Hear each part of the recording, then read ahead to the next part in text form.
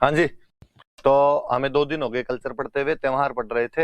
हिंदू त्योहार विक्रमी कैलेंडर से मनाते हैं। विक्रमी कैलेंडर लूनर बेस्ड कैलेंडर होता है और इसमें प्रत्येक तीसरे वर्ष 1 महीना अधिक जोड़ के सूर्य वाले कैलेंडर से बराबर करते हैं, जिसको अधिक मास कहते हैं। त्योहारों की शुरुआत छोटी तीज से होती है, जो कि आपके श्रावण शुक्ल तृतीया को आती है। जयपुर में सबसे अच्छी होती है। पति पत्नी और प्रकृति प्रेम का त्योहार है। सिंजारे भेजते हैं जो गिफ्ट होते हैं और लहरिया ओढ़नी ओढ़ते हैं। पूर्णिमा और रक्षाबंधन होती है, जो नारियल पूर्णिमा भी है। श्रवण कुमार की पूजा की जाती है। भाद्रपद के कृष्ण पक्ष में 3, 6, 9, 12, 15 है। तृतीया को बड़ी तीज, बूढ़ी तीज, कजली तीज, सातुड़ी तीज है। बूंदी में सबसे अच्छी होती है।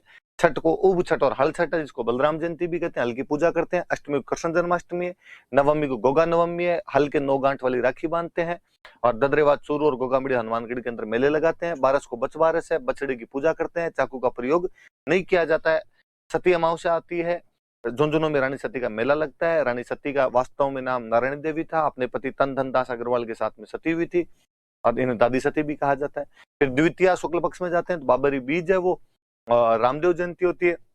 रामदेव राय रुणीचा के अंदर उनका मेला लगता है। भाद्रपद शुक्ल द्वितीया से एकादशी तक मेला चलता है। हम उसको मारवाड़ का कुंभ कहते हैं। चतुर्थी अपवाद स्वरूप ही शुक्ल पक्ष में आती है। गणेश चौथ, शिव चौथ, कलंक चौथ और चतरा चौथ कहलाती है। त्रिनेत्र गणेश का मेला रणथंभौर में, चुंगी तीर्थ का मेला जैसलमेर में। पंचमी को ऋषि पंचमी है, सप्तऋषि की पूजा कर लो। महाश्वरी अपना रक्षाबंधन मनाते हैं। भोजन थाली मेला कामा में लगता है।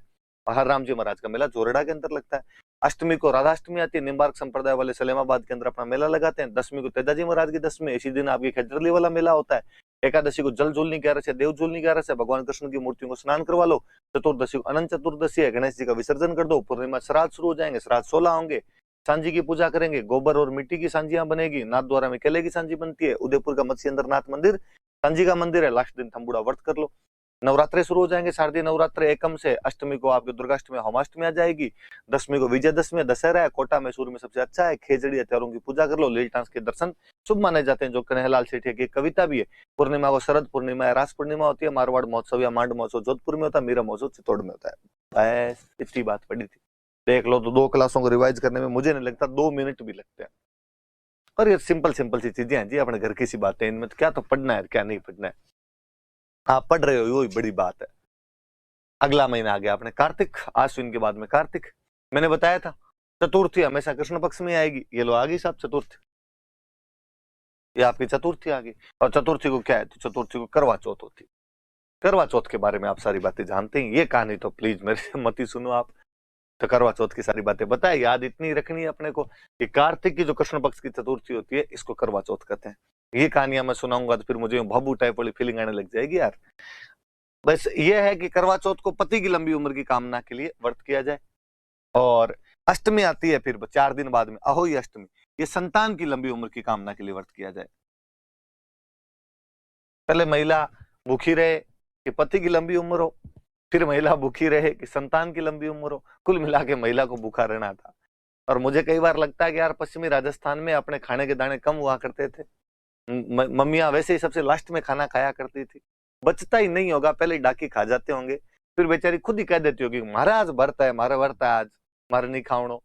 और बाद में लोगों ने उस चीज को पकड़ लिया होगा कि अच्छा पिछले मंगलवार को तुम्हारा व्रत था, अगले मंगलवार का मम्मी तुम्हारा तो व्रत है ना। मम्मी को भूख हो तो मम्मी क्या कहती, बात में डटी रही। फिर मंगलवार होने शुरू हो गए होंगे मम्मी के, ऐसे बन गए होंगे भाई ज्यादा व्रत अपने आप में।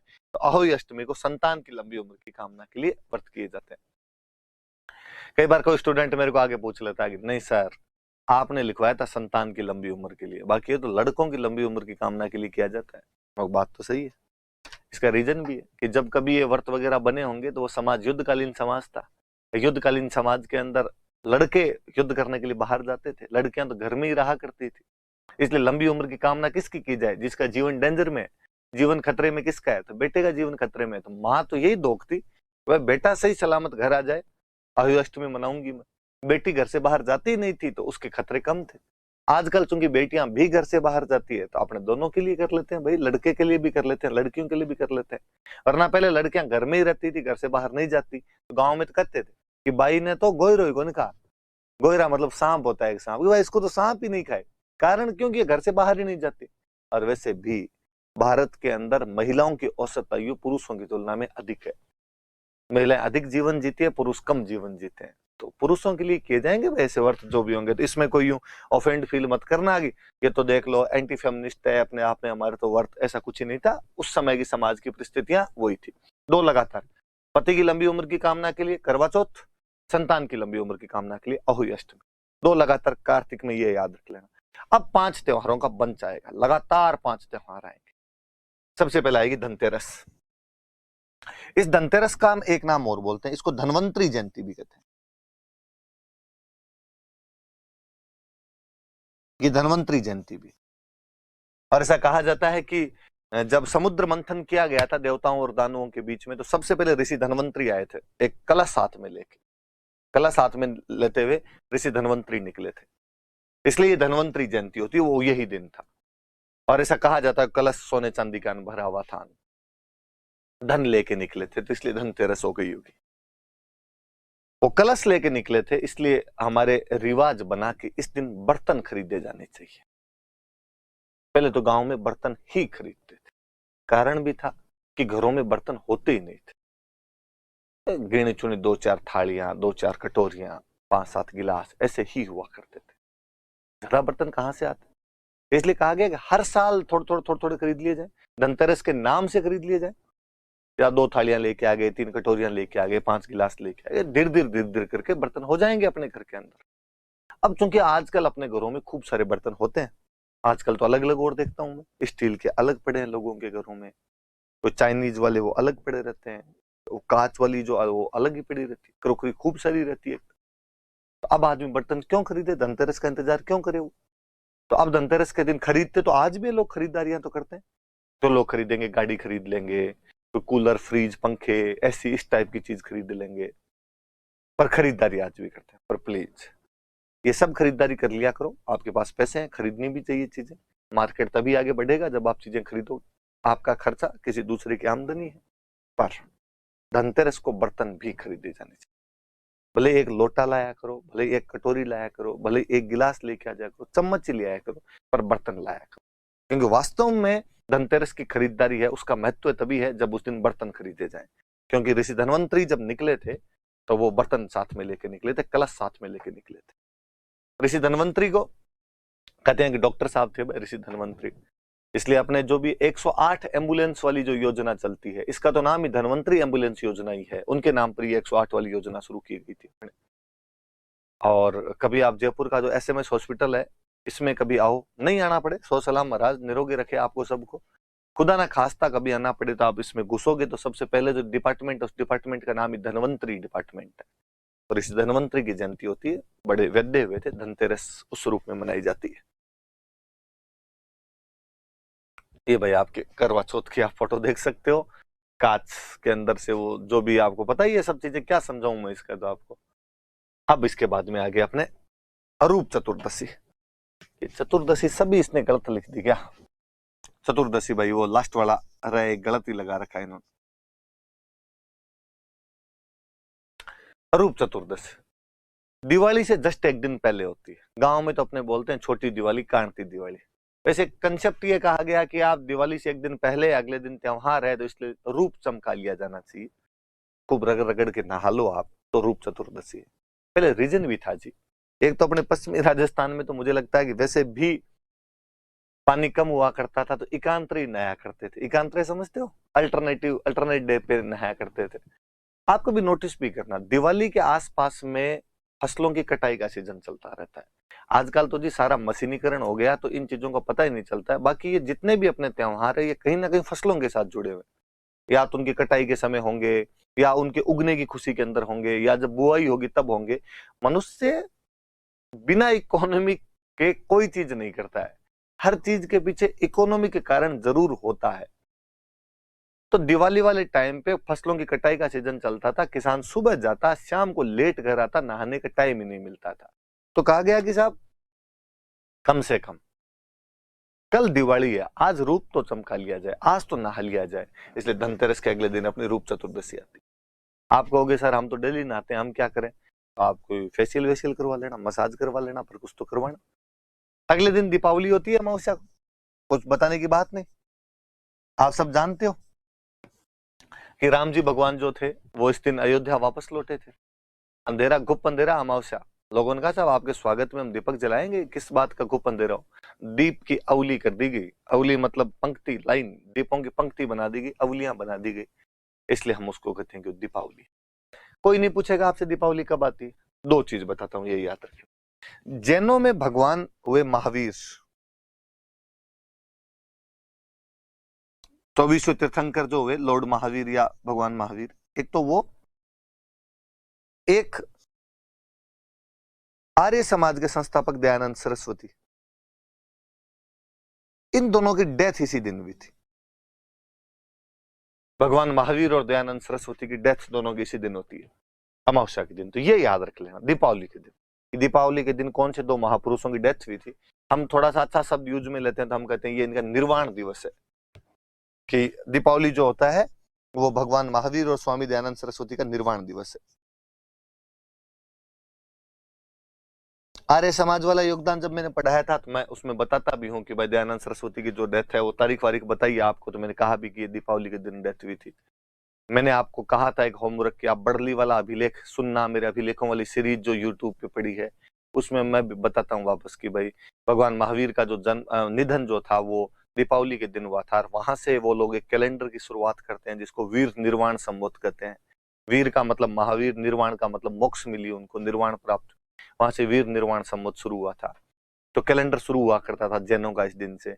इसीलिए आज भी जो बाणिये होते हैं वो दिवाली वाले दिन अपने खाते बही चेंज कर लेते हैं। अपने लगता है यार दिवाली को खाता बही चेंज क्यों किया, साल यहाँ से दिवाली से क्यों गिनते हैं। अब लोग भूल गए होंगे उस कैलेंडर को, वीर निर्वाण संवत को, पर वो दिमाग में इतना जरूर है कि भाई अपने बड़ के भी दिवाली को चेंज करते थे तो अपने भी दिवाली को चेंज कर ले खाता बही। उसका रीजन ये है कि भगवान महावीर की मृत्यु के तुरंत बाद एक कैलेंडर चलाया गया था जो वीर निर्वाण संवत था। कई सालों तक वो रहा था। अपने बड़ली वाला जो अभिलेख मिला है अजमेर से, जो राजस्थान का सबसे पुराना अभिलेख है, उसके अंदर ये जानकारियां भी है कि वो इस संवत का है। और उसी में अपने मैंने बताया था कि लिखा हुआ कि चित्तौड़ वाला जो माध्यमिक है वो एक मुख्य जैन केंद्र हुआ करता था। ये बातें हमने पढ़ी थी। तीन तो आगे लगातार आपके कौन कौन से, तो आप कहोगे सर एक तो आ गया आपके धनतेरस, फिर आ गया आपकी रूप चौदस, फिर आ गया आपके दिवाली। अब शुक्ल पक्ष आ जाएगा। शुक्ल पक्ष में अगले दिन अपने गोवर्धन पूजा आ जाती है। ये भी कोई समझाने वाली सी बात नहीं। समझाने वाली बात ही अपने जो काम की बात है वो ये है कि इस दिन अन्नकूट महोत्सव होता है। अक्सर जो ठाकुर जी के मंदिर होते हैं, भगवान कृष्ण के जो भी मंदिर होते हैं, उनमें अन्नकूट बनता है और लोगों में बांटा जाता है, लोग उसको खाते हैं। ये सबसे बड़ा कहीं पर होता है तो ये नाथ द्वारा में बहुत बड़ा होता है। नाथ द्वारा में श्रीनाथ जी का मंदिर है, भगवान कृष्ण का मंदिर है, वहां पर ये ज्यादा होता है। और कहते हैं यहाँ पर इस नाथ द्वारा वाले अन्नकूट महोत्सव में राजसमंद में एक जनजाति रहती है भील, वो भील जनजाति बड़े तौर पर भाग लेती है, बढ़ चढ़कर भाग लेती है। तो याद रखना कि भाई नाथ द्वारा में जो अन्नकूट महोत्सव मनाया जाता है, या अन्नकूट महोत्सव कहाँ का प्रसिद्ध है, तो नाथ द्वारा का प्रसिद्ध है। और इसके अंदर कौन सी जनजाति भाग लेती है, तो भील जनजाति इसके अंदर भाग लेती है। द्वितीया को आप जानते ही हो, मेरे बताने की फिर आवश्यकता नहीं इसमें कि भाई दूज होती है, इतनी बात याद रख लें। एक कहते हैं इस दिन यमराज की भी द्वितीया है, ये तो यम द्वितीया भी कहते हैं इसको, भाई दूज भी और यम द्वितीया भी है। याद रख लेना, भाई की भी दूज होती है और यमराज की भी द्वितीया होती है। बहनें कहीं मन ही मन सोचती होगी कि दोनों बात तो एक ही है, भाई खुद भी तो जम ही होता है तो और क्या होता है। तो भाई दूज का दो और यम द्वितीया का दो, 5 एक साथ, धनतेरस, रूप चौदस, दिवाली, आपकी गोवर्धन और भाई दूज। गोवर्धन वाले में अपने वो याद रखना कि अन्नकूट महोत्सव होता है, नाथ द्वारा में सबसे अच्छा होता है, भील जनजाति भाग लेती। अपने काम की बात यही है। दिवाली वाले में अपने याद रखने की बात यह है कि इस दिन भगवान महावीर और स्वामी दयानंद सरस्वती का निर्वाण हुआ था, उनकी मृत्यु हुई थी, और कोई काम की बात नहीं इसके अंदर। अन्नकूट महोत्सव में लाभ उठाते आदिवासी, कहते चावल वगैरह बनते हैं, आदिवासी उस चावलों को ले लेके जाते हैं। ये इसके अंदर फोटो भी बना हुआ, देख लेना आप, थोड़ा सा तो याद रहेगा। कहाँ का है तो मैं आपको मैं बता ही चुका हूं, और याद रख लेना कि नाथ द्वारा का सीन है भाई, नाथ द्वारा के अंदर ऐसा होता है।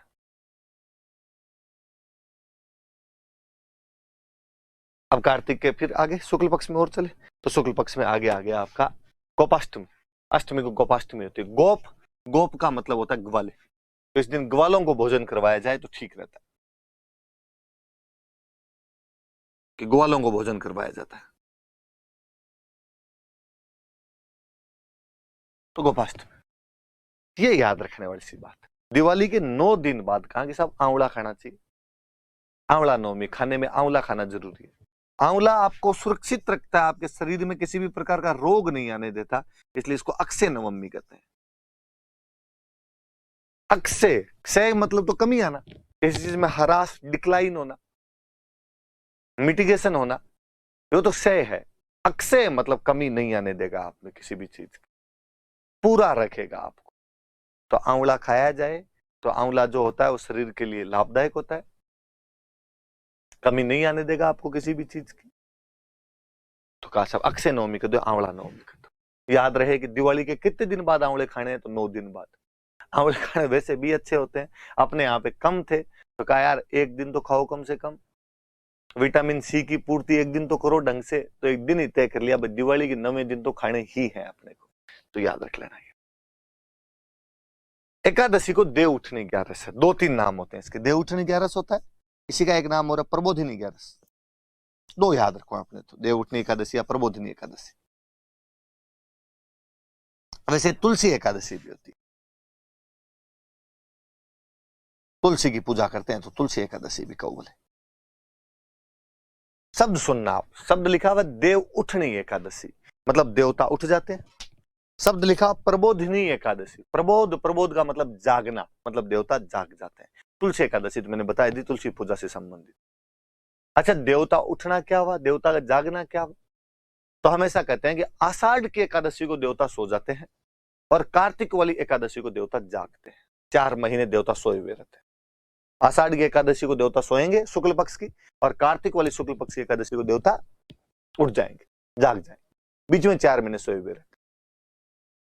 क्योंकि बीच में 4 महीने देवता सोए हुए रहते हैं, इसलिए कहा कि शादी ब्याह नहीं होंगे, आचार संहिता लागू। क्यों नहीं होंगे? तो शादी ब्याह तो आप भगवान को साक्षी मानकर करते हो, देवताओं को साक्षी मानकर करते हो, और देवता को जब नींद आ रही है तो गवाही देगा कौन तुम्हारी? तो कहा इन 4 महीने के दौरान शादी ब्याह नहीं किए जाएंगे। कहानी है कि धरती पे राजा बलि राज किया करते थे। राजा बलि जितने सूरवीर थे उतने ही बड़े दानवीर थे, और सूरवीर तो क्या ही थे कि पूरी धरती जीत ली थी और पूरा आसमान जीत लिया था। राजा बलि सोच रहे थे कि अब अगला अटैक मैं स्वर्ग लोक पे करूंगा, इंद्र को हराकर स्वर्ग पे कब्जा कर। अपने जितने देवता है इनमें मुझे हमेशा कोई डरपोक देवता लगता है, इंद्र लगते हैं। यार उनपे जब भी कोई हमला होने की उम्मीद होती, भाग के विष्णु भगवान के पास चले जाते। इस बार भी इंद्र भाग के विष्णु भगवान के पास गए और विष्णु भगवान का विष्णु भगवान बचाओ। तो राजा बलि धरती जीत गया, आसमान जीत गया, अब वो करा मैं तो स्वर्ग पे अटैक करूंगा, क्या करें? और राजा बलि को विष्णु भगवान ने कहा मैं परीक्षा लूंगा, मैं करता हूं कुछ ना कुछ इसका इलाज। ठीक है, आप क्या करेंगे? भगवान विष्णु ने छोटे से एक ब्राह्मण का रूप धारण किया, वामन अवतार, छोटा सा ब्राह्मण, वामन अवतार धारण किया। वामन अवतार धारण करके बलि के पास आए और बलि को आगे कहा कि राजा बलि, मैं ब्राह्मण हूं और दान चाहिए मुझे। राजा महाराजा ब्राह्मणों को दान दिया करते, मांगो महाराज, जो मांगोगे मिलेगा। कहा मुझे 3 पैर जमीन चाहिए। बलि ने विष्णु भगवान की तरफ देख के कहा कि पंडित जी, हाइट छोटी सी तेंदुलकर जितनी है आपकी, 3 पैर जमीन में तो 1 पिच जितनी जमीन ही नहीं आएगी, थोड़ी ढंग तो ले लो यार। ब्राह्मण देवता ने कहा कि नहीं इतनी चाहिए। दे रहा है कि नहीं दे रहा? राजा बलि ने कहा ले लो यार, नाराज मत हो यार पंडित जी। कहां से लूं? जहां जी में है वो ले लो, पूरी धरती अपनी है, पूरा आसमान अपना है। और भगवान विष्णु ने अपना विराट स्वरूप प्रदर्शित किया। पहले पैर में पूरी धरती नाप दी और दूसरे पैर में पूरा आसमान नाप दिया। अब कहा तीसरा पैर रखूं कहां? राजा बलि ने कहा माथे में रख लो, और तो कहां ही रखोगे। और कहते हैं विष्णु भगवान ने उसके माथे में पैर रखा। राजा बलि ने कहा कि भगवान सर माथे पे आपका पैर, माथे पे पैर रखा, बलि को पाताल लोक में बिठा दिया, पाताल लोक में भेज दिया। पर भगवान विष्णु बड़े राजी हुए, किसी राजा ने अपना पूरा राज्य दान दे दिया। भगवान विष्णु ने कहा मांग बलि मांग, जो मांगेगा वापस मिलेगा। बलि ने कहा महाराज, जिसने साक्षात भगवान विष्णु को देख लिया हो उसको भी कोई मांगने की जरूरत रहती है क्या? अब भी उसकी इच्छाएं, कामनाएं, तृष्णाएं बाकी है क्या? कुछ नहीं चाहिए महाराज, आपका विराट रूप देखा है राजा बलि ने, अब किसी प्रकार की इच्छाएं समाप्त है। विष्णु भगवान ने कहा फिलोसफी मत जाएगा, मैं कह रहा हूं मांग। विष्णु भगवान को लगा ये वापस कर देगा, राज्य वापस दो, राज्य वापस दे देंगे इसको और समझा देंगे इंद्र पे अटैक नहीं करना है। राजा बलि ने कहा भगवान नहीं नहीं कुछ नहीं चाहिए, अपने जैसा इंटेलिजेंट कोई होता तो कह देता वापस दे दो जो जो लिया है हमारा। पर बलि ने कहा नहीं कुछ भी नहीं चाहिए। और यार कुछ तो मांग, मैं भगवान हूं यार, मैं दे रहा हूं, ऐसे क्या मना कर रहा है। पक्का मैं कहूंगा वो दे दो क्या? भगवान विष्णु ने कहा पक्का। मेरे पे डाउट है क्या तुझे कोई? तो भगवान मेरे रहने की जगह पाताल लोक है ना? कहा हाँ तेरे को तो पाताल लोक में रहना पड़ेगा, यहीं रहना पड़ेगा। आप मेरे रूममेट बन जाओ, 2 BHK लेते हैं, वैकेंसी आने वाली है RS की, तैयारी करेंगे दोनों मिलके यहाँ पे। भगवान विष्णु क्या करते, बातों में गिर गए, वही पाताल लोक में बलि के पास रहने लगे। वैकुंठ लोक में माँ लक्ष्मी को चिंता हुई कि बंदा घर नहीं आया, गुमशुदा की तलाश लिखवाई गई इधर उधर। पुलिस ने पता लगाया कि साहब आपके पति तो पाताल लोक में तैयारी कर रहे हैं वहां पे, राजा बलि के रूममेट है आजकल। माँ लक्ष्मी पाताल लोक में मिलने के लिए पहुंचे। राजा बलि को कहा कि राजा बलि, घर में काम करने वाला आदमी एक ही था, नरेगा में जाने की नौबत आ रखी है, छोड़ो यार आदमी को। राजा बलि ने कहा कि माँ लक्ष्मी जब खुद आप आ गए हो तो मैं छोड़ दूंगा, लेकिन एक समझौता कीजिए प्लीज मेरे से, बताओ क्या हो। भगवान विष्णु 8 महीने तक वैकुंठ लोक में आपके पास में रहेंगे, शेष सैया पर विराजमान रहेंगे, पर 4 महीने आषाढ़ से कार्तिक के बीच में तो मेरे पास रहे।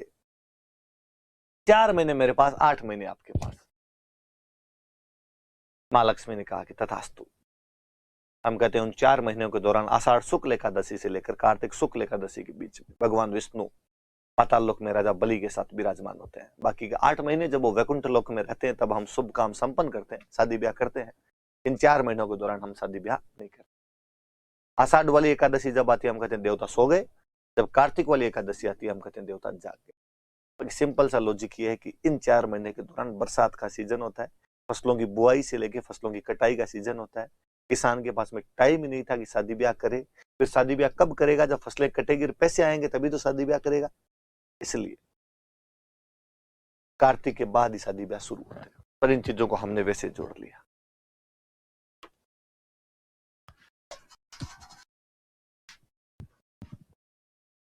पुष्कर वाला मेला इसी दिन शुरू हो जाता है, शुरू होता है भाई पुष्कर वाला मेला, शुरुआत होती है इसकी। मेला तो ये पूर्णिमा का है, लेकिन इसकी शुरुआत इसी दिन से हो जाती है पुष्कर मेले की। आपके कार्तिक की जो पूर्णिमा आती है, सत्यनारायण पूर्णिमा है, आपने घरों में देखा होगा कि महिलाएं सुबह जल्दी उठ के स्नान करती है, गांव में बोलते हैं काती नान है। और पूर्णिमा का और बड़ा महत्व है, कार्तिक समाप्त हो रहा है इसलिए बड़े बड़े तीर्थ स्थल जहां पर जलधाराएं मिलती हो, जहां पे कोई वाटर बॉडी हो, जल रिसोर्सेज हो, जो भी कोई, वहां पर बड़े बड़े मेले लगते हैं। कार्तिक पूर्णिमा के कई जगह पे मेले लगते हैं। जैसे हम पढ़ेंगे सत्यनारायण पूर्णिमा के मेले कहां कहां लगते हैं, तो हम कहेंगे कि पुष्कर में मेला लगता है। अब वो मेला तो पूर्णिमा का ही है, पर भीड़ ज्यादा होती है तो लोग एकादशी से आने शुरू हो जाते हैं। बीकानेर में एक जगह पड़ती है कोलायत, यहाँ कोलायत में मेला लगता है। बीकानेर में एक झालरापाटन में एक मेला लगता है, चंद्रभागा मेला। और यदि थोड़ा बहुत किसी को याद हो तो मैंने बताया भी होगा कि झालरापाटन जो चंद्रभागा नदी के किनारे है, जहाँ झालरापाटन के अंदर मेला होता है। झालरापाटन मतलब झालावाड़। और एक सवाई माधोपुर में एक मेला लगता है, रामेश्वरम।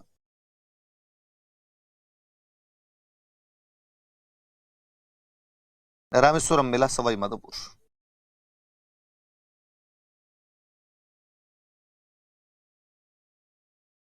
चार मेले याद रहे, पुष्कर मेला अजमेर में, कोलायत मेला बीकानेर में, चंद्रभागा मेला झालरापाटन में, और रामेश्वरम मेला सवाई माधोपुर के अंदर। मैं थोड़ी बातें और बतानी चाहूंगा आपको इनके बारे में।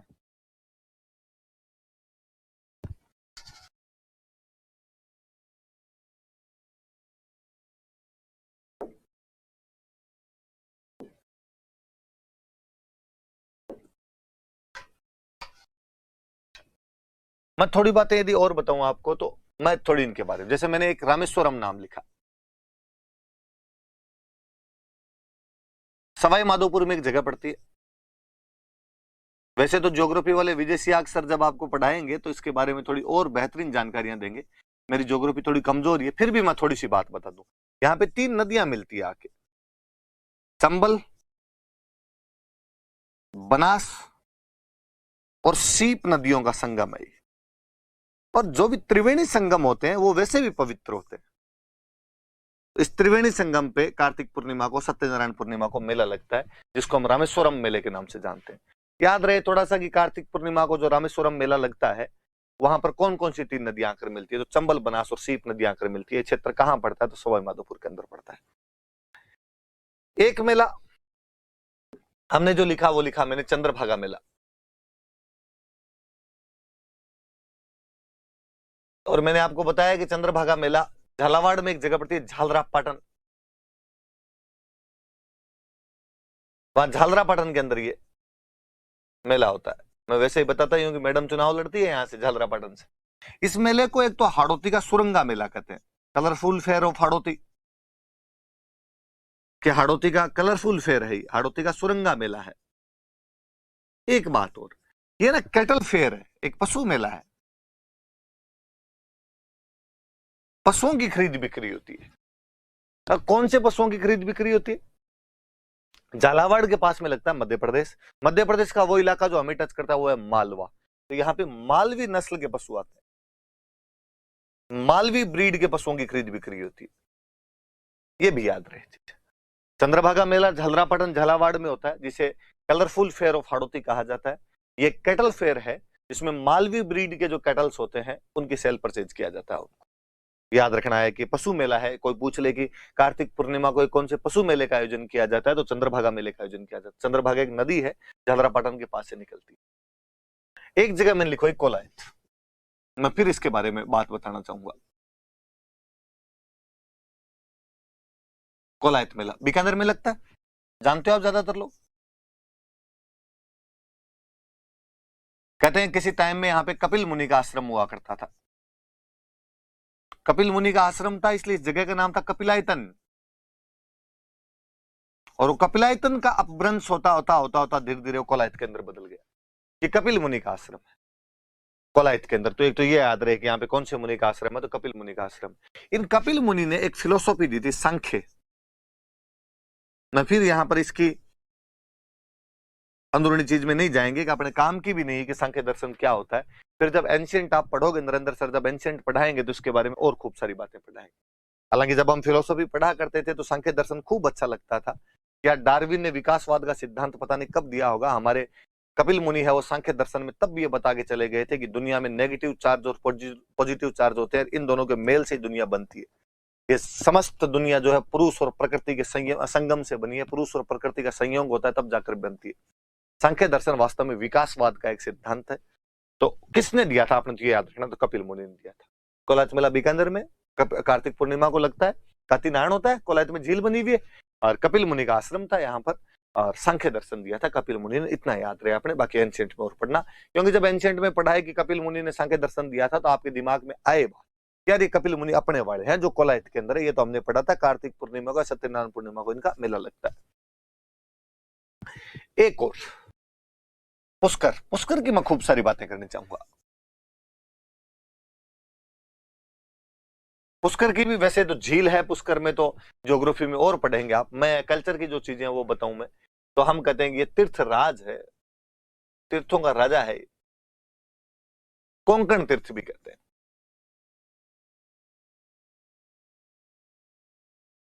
कोंकण तीर्थ भी कहा जाता है। फिर अपने खूब सारी चीजें बना देते हैं, हम कहते हैं तीर्थों का मामा भी है।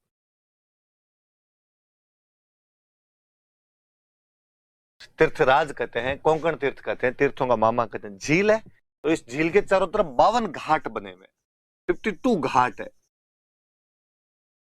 याद रखना, कोई पूछ ले कि पुष्कर झील के चारों तरफ कितने घाट है, तो 52 घाट बने हुए। मंदिर कौन कौन से वास्तव में याद रखने वाला थी। ब्रह्मा जी भगवान का मंदिर है, विश्व प्रसिद्ध ब्रह्मा जी भगवान का मंदिर जो पुष्कर के अंदर। ब्रह्मा जी भगवान की एक रूठी रानी थे जो उनसे नाराज होकर यहाँ पर आ गए थे, सावित्री। इन सावित्री जी का मंदिर है यहाँ पे। मेरे से आरएस वाले एक इंटरव्यू में पूछ लिया था, क्या ब्रह्मा जी की एक रानी रूठ के कहां पर आ गए थे? पुष्कर आ गए थे। कौन सी थे? तो सावित्री थे, तो उनका सावित्री मंदिर बना हुआ है। एक गायत्री मंदिर भी बना हुआ है।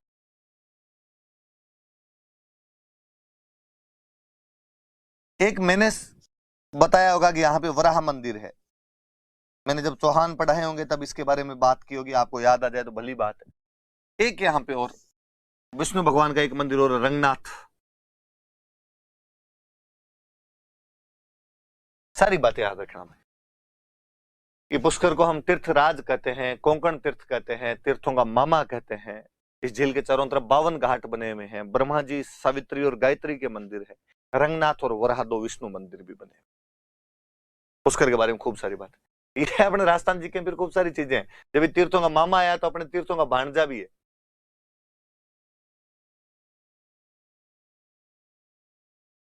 और ये जगह अपने धौलपुर में एक जगह पड़ती है मचकुंड।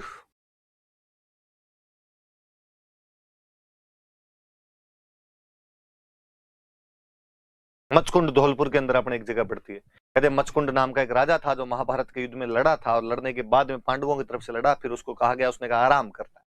यहाँ पर आके वो इस जगह पे आके एक पहाड़ी के अंदर आराम करने लग गया था, तो इस जगह का नाम उसके नाम पर ही पड़ गया। वास्तव में कहते हैं यहाँ पे कुंड बना हुआ है जिसमें यदि स्नान किया जाए तो आपके चर्म रोग ठीक हो जाते हैं। मुझे मचकुंड से एक और याद आता है कि एक बार गुरु गोविंद सिंह जी यहाँ पर पधारे थे और उन्होंने तलवार के एक ही झटके से एक शेर का शिकार किया था। इसलिए यहाँ पर एक गुरुद्वारा बना हुआ है जिसका नाम शेर शिकार गुरुद्वारा है। कोई पूछे कि राजस्थान में शेर शिकार गुरुद्वारा किस जगह पे बना हुआ है, तो मचकुंड धौलपुर में बना हुआ है। अपने तीर्थों की नानी और ननियाल कंप्लीट है साहब, मामा भांजान सब है। ये अपने जयपुर के पास में सांबर के अंदर एक जगह पड़ती है देवयानी। सांबर जयपुर में। कहते किसी टाइम एक राजा हुए थे ययाति। राजा ययाति के एक रानी थे देवयानी, एक रानी थे शर्मिष्ठा। उन रानी देवयानी के नाम पर यहाँ पर मंदिर बना हुआ है जिन्हें हम तीर्थों की नानी कहते हैं। सांबर जयपुर के अंदर है। तो ये 2-3 बातें याद रखना। थोड़ी थोड़ी बातें हैं कि पुष्कर के अंदर क्या है। इसको तीर्थों का मामा कहते हैं, उसको भांजा कहते हैं, उसको तीर्थों की नानी कहते हैं। तो कार्तिक के साथ में हमने पढ़े, तो ये चीजें भी अपने पढ़ ली जानी चाहिए थोड़ी सी। कार्तिक स्नान, पुष्कर का जो कार्तिक स्नान है उसका फोटो है, देखिए आप। घाट वगैरह पे लोग नहा रहे हैं। अच्छा, पूर्णिमा के मेले इन्होंने लिख रखे थे, चलो मैंने पढ़ा दिया, कोई बात नहीं। ये कोलायत, कोलायत वाली झील बताई हुई आपको। रेगिस्तान, ठेठ रेगिस्तान पड़ा है। ये खींप खड़े हैं पास में, ये पक्षी है। ये भाई आपके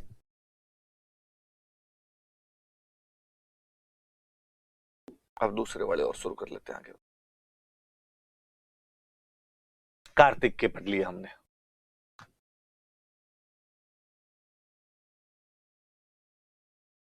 अब ये माघ। आप कहोगे सर बीच में 2 महीने तो आप खा गए, आप तो मार्गशीर्ष खा गए और आप पौष खा गए। तो मार्गशीर्ष और पौष में कोई त्योहार नहीं होते। न तो मार्गशीर्ष में कोई त्योहार होता, ना पौष में कोई त्योहार होता। आप थैंक यू बोल सकते हो, आप बोले थैंक यू मार्गशीर्ष, थैंक यू पौष। पर ये जब आपने ज्योग्राफी पढ़ी होगी तो आप पढ़ते हो कि हम उत्तरी गोलार्ध के अंदर रहते हैं और मार्गशीर्ष और पौष के महीनों में सूर्य दक्षिणी गोलार्ध के अंदर चला जाता है। हम अपनी भाषा में बोलते हैं कि सूर्य दक्षिणायन कर जाता है। जब भगवान सूर्य खुद ही हमारी तरफ नहीं है तो हमने त्योहार ही नहीं मनाए। और हम सूर्य का उत्तरायण की तरफ ना रहना, उसका दक्षिणायन की तरफ रहने को अशुभ और मानते। साहब शुभ स्थिति नहीं। सीधी सी कंडीशन ये थी कि सूर्य दक्षिणी गोलार्ध में गया, इसका मतलब अपनी तरफ नहीं है। जिधर सूर्य होता है उधर गर्मी होती है, जिधर नहीं है उधर सर्दी होती है। अपने इन 2 महीनों में भयंकर रठ पड़ता है, रठ। सर्दी नहीं, रठ ही पड़ता है। रजाई से निकलने का जीव नहीं करता साहब। त्योहार कौन मनाए? तो मार्गशीर्ष और पौष में तो कोई त्योहार होते ही नहीं है। और हम तो कहते हैं इसको कितना बुरा मानते थे कि महाभारत युद्ध में जब भीष्म पितामह अर्जुन के तीरों से इतने ज्यादा घायल हो गए थे कि बाणों की सैया पे उनको सोना पड़ गया था, चारों तरफ बाण ही बाण लगे हुए थे। क्योंकि भीष्म पितामह को अमर मृत्यु का वरदान था कि वो जब चाहेंगे, इच्छा मृत्यु का वरदान था कि जब चाहेंगे तब उनको मृत्यु मिल सकती है। लोगों ने कहा जब अब तो मर जाओ। भीष्म पितामह ने कहा कि नहीं, अभी तो सूर्य भगवान दक्षिणायन कर रखे हैं। जब तक सूर्य भगवान दक्षिणायन के अंदर रहेंगे मैं अपने प्राण नहीं त्यागूंगा। स्थितियां तो थोड़ी अनुकूल होनी चाहिए। जब सूर्य उत्तरायण के अंदर आएगा तब मैं प्राण त्यागूंगा। सूर्य उत्तरायण में आता है मकर संक्रांति को। आप और देखिए, हम कब से मकर संक्रांति के बारे में जानते हैं। इसका नाम मकर संक्रांति है। जब तक ज्योग्राफी लोगों ने इजाद भी नहीं की होगी, ये कंसेप्ट भी नहीं बनाए होंगे, तब हमें पता था कि मकर रेखा नीचे की तरफ है। मकर से संक्रमण होगा सूर्य का 14 जनवरी को, हमारे उत्तरायण की तरफ आना शुरू होगा। संक्रमण मतलब उधर से आना, प्रस्थान करना। मकर से प्रस्थान करता है सूर्य भगवान। हम तब से इसको मकर संक्रांति ही बोलते हैं यार, और पूरा भारत दोगता है। हम साइंटिफिक तो थे, हम भूल गए कि ऐसा है क्यों। बीच में चक्कर ये पड़ा, इनके अर्थ भूल गए, फिर कई जगह को इधर उधर की दूसरी कहानियां भी जुड़ गई, बाकी टोटल चीजें साइंटिफिक थी, सारी की सारी चीजें साइंटिफिक थी। तो अब माघ मना लेते हैं। माघ में भी ठंड तो रहती है, सूर्य भगवान आने शुरू ही होते हैं इधर। माघ के अंदर फिर आपका तिल खाने का जीव करे, तिल खाने का जीव करे तो बाद चतुर्थी, तिल चतुर्थी होती है।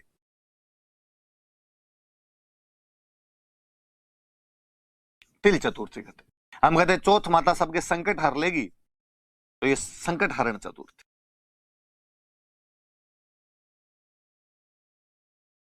आप इसको तिल चतुर्थी बोलिए या आप इसको संकट हरण चतुर्थी कहिए, एक ही बात है। मैं और कहूं कि विजय सियाग सर आपको और पढ़ाएंगे वैसे तो ज्योग्राफी में, पर मेला लगता है सवाई माधोपुर में, एक जगह है चौथ का बरवाड़ा, चौथ माता का मंदिर है यहाँ पर बहुत बड़ा, तो यहाँ पर मेला होता है। तिल बना के खाए जाते हैं, तो तिल के लड्डू वगैरह बना के खाए जाते हैं, तो तिल चतुर्थी। चौथ माता संकट हर लेती है सबके, तो संकट हरण चतुर्थी। इन चौथ माता का मंदिर सवाई माधोपुर के चौथ का बरवाड़ा नाम की जगह पे, खनिज पढ़ोगे तो वापस चौथ का बरवाड़ा याद आएगा, उस दिन याद करना, अरे तिल चौथ वाली है ये, तो ये तिल चौथ मान लो या संकट हरण चतुर्थी मान लो। फिर कहा जब एक दिन तो तिल के लड्डू खाने से जीव नहीं भरा, और खाएंगे। पंडित जी ने कहा यार अकेले अकेले खाओ, मुझे भी तो दो, दान दो यार, ब्राह्मण को दान नहीं दिया फिर मतलब ही क्या निकला। कहा पंडित जी क्या दान दे बताओ। कहा 6 प्रकार के तिलहन होते हैं, किसी का दान दे दो यार। इस दिन 6 प्रकार के तिलहनों का दान किया जाता है, इसलिए नाम है सठतिला एकादशी। सठतिला एकादशी। आपने एक चीज और नोटिस की, चतुर्थी वापस कृष्ण पक्ष में आई थी, क्योंकि चतुर्थी शुक्ल पक्ष में आ ही नहीं सकती। माघ वाली तो सिंपल सा याद है, तिल चौथ तिल ग्यारस, तिल चौथ और तिल ग्यारस दोनों तिल की, ये सठ तिला है। 6 प्रकार के तिलहन का दान दो, सठ तिला एकादशी। फिर इसमें अमावस्या। पुरुष प्रजाति बड़ी इंटेलिजेंट है, पुरुषों ने देखा कि यार महिलाएं भूखी तो रह जाती, जब जी में है तब भूखी रह जाए, ये तो चुप नहीं रहती। एक दिन तो ऐसा है जिस दिन चुप भी रहे, तो माघ की अमावस्या के दिन कहा गया कि आज मौन व्रत करना चाहिए, तो मौनी अमावस्या। चुपचाप रहना होता है, मौन व्रत करना होता है। अक्सर दिलीप सर क्लासों में हमें बताया करते थे कि तुम लोग भी मौन रखा करो, स्टूडेंट लाइफ में मौन बहुत जरूरी होता है। और जब आप कभी मौन व्रत रखते हो, बोलते नहीं, उस दिन अंदर एक अलग एनर्जी फील करते हो, सारा दिन झक झक झक झक करके एनर्जी सारी लुटा देते हो, फिर काय की पढ़ाई होती है तुमसे। और सर फिर अपने फ्रेंड के उदाहरण दिया करते, सर के कोई फ्रेंड है, वो जब पढ़ाई करते थे तो बाकायदा रूम के बाहर लिख देते 3 दिन तक मौन व्रत है, रूम से बाहर नहीं निकलते और किसी से बोलते नहीं। कुक जो आता था उसको पहले 3 दिन पहले समझा देते कि किचन में ये सामान यहाँ पड़ा हुआ है, सब मेरे को नहीं बतलाएगा, इस दिन ये सब्जी बना के चले जाना, इस दिन ये बना के चले जाना, इस दिन ये बना के चले जाना। और सब्जियां क्या, स्टूडेंट के रूम पे दाल ही बनती है, तो ये बना के चले जाना, चुपचाप खाना बना के चले जाना। तो दोस्त पहली बात तो जाता ही नहीं था, वो पहले कहते थे मौन व्रत आना मत। कोई भूला भटका चला गया, गेट नॉक किया, गेट खोला, गेट खोलते इशारा किया कि साहब वो देख लो, मौन व्रत वाली पर्ची लगी हुई है, गेट वापस बंद किया, बाहर से वापस आओ। पढ़ाई उसको कहे, सिलेक्शन हुआ उनका, कलेक्टर है वो। आप भी पहले इस्तेमाल करो, फिर विश्वास करो, कभी करके देखो। हम कहते कुंभ का जो मेला होता है ना अपना, कुंभ के मेले का जो सही स्नान होता है वो इसी दिन होता है, royal bath of Kumbh fair. Kumbh मेले का सही स्नान इसी दिन किया जाता है। आप कहोगे सर सही स्नान क्या होता है, तो इस दिन आम जनता के लिए कुंभ मेला नहीं खोला जाता। बड़े बड़े अखाड़ों के महामंडलेश्वर श्री श्री 1008 जगत गुरु शंकराचार्य जी महाराज टाइप के जो मठाधीश टाइप के लोग होते हैं, वो इस दिन स्नान करते हैं। माघ के कृष्ण पक्ष में 3 बातें, तिल चौथ, तिल ग्यारस, मुनि अमावस्या। चुपचाप रहना है, कुंभ मेले का सही स्नान करना और कुछ ही नहीं करना, बस खत्म बात। मैं फिर एक चीज समझाना चाहूं, देखो आपको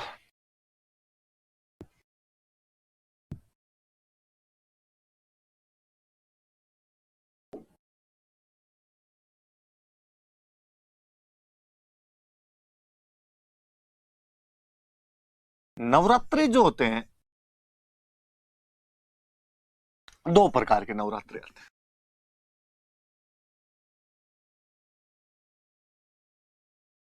आप सोच रहे होंगे सर ये तो हमें आते हैं, आप क्यों बता रहे हो? फिर भी थोड़े समझ लो। एक को बोलते हैं प्रकट नवरात्रा, एक को बोलते हैं गुप्त नवरात्रा।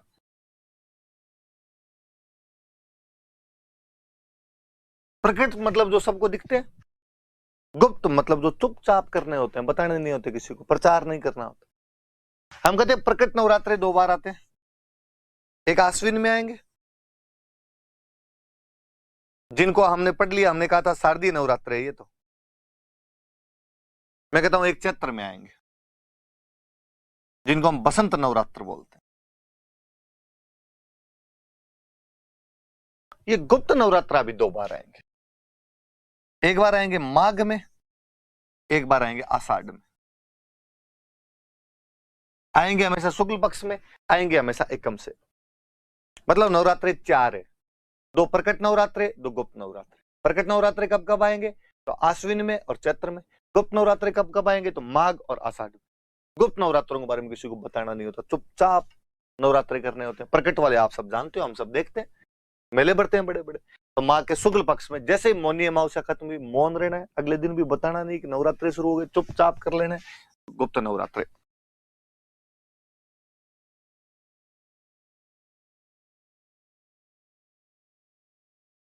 गुप्त नवरात्र प्रारंभ हो जाते हैं। इंग्लिश में भाई गुप्त नवरात्रि लिखना, कोई हिडन 9 नाइट्स मत कर लेना आपने इनका। गुप्त नवरात्र को गुप्त नवरात्रि लिख लेना, बस ये याद रखना है, गुप्त नवरात्र शुरू हो जाए। बसंत ऋतु होती है, इसलिए इस पंचमी को बसंत पंचमी आती है। स्कूलों में कभी याद हो तो पीले पीले कपड़े पहन के जाया करते थे, प्रार्थना गाया करते थे माँ सरस्वती की, क्योंकि ये सरस्वती जयंती होती है। अपना तो भाई सबसे बड़ा त्योहार यही है विद्यार्थियों का, तो अपने तो माँ सरस्वती से बड़ी और हो ही कौन। बचपन में तो सौगन भी एक दूसरे को सबसे बड़ी यही खिलाते थे, खा विद्या की। तो विद्या की देवी सबसे बड़ी माँ सरस्वती है भाई। इस दिन लड़कियों को एक मेडल दिया जाता है, गार्गी। गार्गी पुरस्कार इसी दिन मिलता है। हमारे वैदिक काल में गार्गी नाम की एक विदुषी हुई थी, बहुत विद्वान महिला हुई थी गार्गी। तो राजा जनक के दरबार में यज्ञवल्क्य के साथ में बाकायदा शास्त्रार्थ करती है। यज्ञवल्क्य को लगभग लगभग हरा ही देती है। यज्ञवल्क्य को लास्ट में गुस्से के अंदर आकर यह कहना पड़ गया था कि गार्गी तुम चुप हो जाओ वरना मैं तुम्हारा सिर फोड़ दूंगा। ये घटना 2-3 चीज बताती है। ये घटना बताती है कि राजा जनक के दरबार के अंदर वो डिबेट हो रही थी, इसका मतलब महिलाएं भरे दरबार में डिबेट में भाग लिया करती थी, इसका मतलब महिलाएं पर्दा प्रथा नहीं रखती थी शुरुआत के अंदर। महिला डिबेट में भाग ले रही है, इसका मतलब महिला पढ़ी लिखी है, इसका मतलब महिलाओं को शिक्षा के भी अधिकार थे। पर यज्ञवल्क्य का ये कहा जाना कि गार्गी तुम चुप हो जाओ वरना मैं तुम्हारा सिर फोड़ दूंगा, कहीं ना कहीं बता रहा है कि पितृसत्तात्मक व्यवस्था अपने आहट दे रही थी, पुरुष महिला पर अपने ध्वंस जमाने का प्रयास तो कर रहा था। उस महान विदुषी के नाम पर, गार्गी के नाम पर, हम 10th और 12th के अंदर जिन बच्चियों के 75% से अबव नंबर आते हैं उनको मेडल देते हैं, जिसको गार्गी पुरस्कार कहा जाता है। आरबीएसई में जिनके नंबर आते हैं, क्योंकि सीबीएसई में तो आजकल इस प्रकार से नंबर लुटाने शुरू किए गए हैं भाई रे पूछो ही मत। 600 में से 599, 600 में से 594, ये कोई नंबर होते हैं यार? कितने में 2 टाबर पास हो जाए? तो वो बात है। तो गार्गी पुरस्कार अपने राजस्थान बोर्ड के अंदर जिन बच्चियों के आते हैं, तो बसंत पंचमी माँ सरस्वती की जयंती होती है, बसंत ऋतु अपने उफान पर आ रही होती है। फिर पूर्णिमा, इस पूर्णिमा को, वैशाख की पूर्णिमा को एक मेला लगता है वेणेश्वर।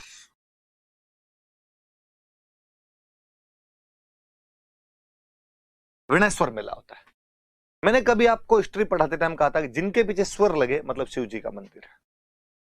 ठीक है साहब, वेणेश्वर मेला है। वेणेश्वर क्या मतलब शिव जी का मंदिर है। फिर आपने कहा तो सर है कहां फिर?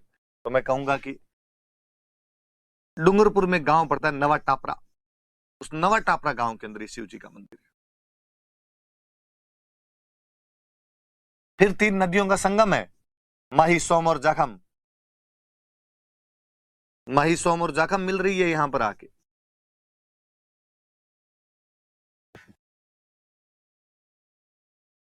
शिव जी का मंदिर है, शिव जी के मंदिर में किसकी पूजा हो? शिवलिंग की पूजा हो। पर हम कहते हैं ये जो शिवलिंग है ये खंडित है, ब्रोकन शिवलिंग, खंडित शिवलिंग। अक्सर हम कहते हैं कि हम खंडित चीजों की पूजा नहीं करते, पर ये याद रखें कि यहाँ पे खंडित शिवलिंग की पूजा होती है। ऐसा कहा जाता है कि कोई एक व्यक्ति था और उसके पास एक गाय थी। वो सुबह गाय को दूहने के बाद उसको जंगल में छोड़ दिया करता। गाय सारा दिन चर के आती, शाम को वापस आती, वापस दूह लिया करता। एक दिन उसने नोटिस किया कि गाय जब शाम को आई तो गाय के दूध नहीं। उसे लगा यार ऐसा कैसे हुआ, गाय के दूध क्यों नहीं। उसने देखा इसका मतलब बीच में किसी ने दूध निकाल लिया। दूसरे दिन किसान वापस जब गाय को छोड़ता है, पीछे पीछे जाता है। गाय दिन भर चरी जंगल में, शाम को जब लौटने लगी, रास्ते के अंदर वह क्या देखता है कि गाय एक जगह खड़ी होती है और उसके अपने आप दूध निकल रहा है, वहां पे दूध गिर रहा है। उसको लगा यार ये क्या कोतक है।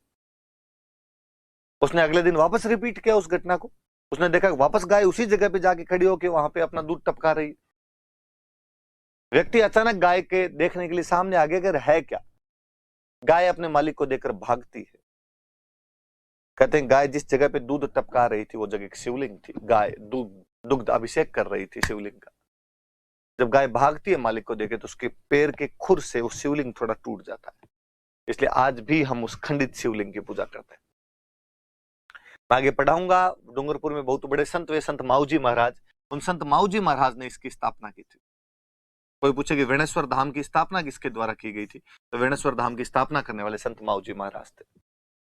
हम कहते हैं जो महत्व है हम इधर वाले लोगों के लिए पुष्कर का है, वही महत्व डूंगरपुर बांसवाड़ा वालों के लिए वेणेश्वर का है। ये वागड़ का पुष्कर है। डूंगरपुर बांसवाड़ा इलाके को वागड़ बोलते हैं, ये वागड़ का पुष्कर है। डूंगरपुर बांसवाड़ा में ट्राइबल्स ज्यादा रहती है, आदिवासी लोग ज्यादा रहते हैं। हम कहते हैं आदिवासियों का कुंभ है, कुंभ फॉर ट्राइबल्स। आदिवासियों का कुंभ कहा जाता है इसको। सारी बात याद रहे भाई। माघ पूर्णिमा को वेणेश्वर मेला लगता है। वेणेश्वर भगवान शिव का मंदिर है जो डूंगरपुर के नवा टापरा गांव में माही, सोम और जाखम नदियों के किनारे स्थित है, जिसे संत माऊजी महाराज ने स्थापित करवाया था, जहां खंडित शिवलिंग की पूजा होती है, जो वागड़ का पुष्कर है और आदिवासियों का कुंभ कहलाता है। मारवाड़ का कुंभ तो हम कहें रामदेव जी वाले मंदिर को, आदिवासियों का कुंभ कहें हम वेणेश्वर वाले मंदिर को। फाल्गुन रंग बिरंगा, ज्यादा कुछ ही नहीं। कृष्ण पक्ष की त्रयोदशी को महाशिवरात्रि आती है।